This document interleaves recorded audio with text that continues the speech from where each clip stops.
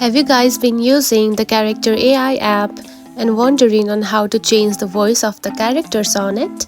Then don't worry. In today's video, I'm going to show you how to change voice in the Character AI app. So let's dive right in. First of all, open the Character AI app just like this. Then after opening the app, you will see something like this. Now to change the voice, tap onto one of the characters just like this. And after tapping on it, tap onto his profile icon at the top, just right here. Then here you can find the voice option just right here. Now select it.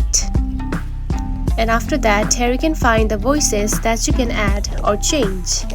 Now simply scroll down and find the one voice that you want to add, just like this. And Boo, did I scare you? Love a good thrill? And here you can find the select voice option. Now select it. And now you can see the voice has been changed. And that's it. This is how you can change voice in the Character AI app.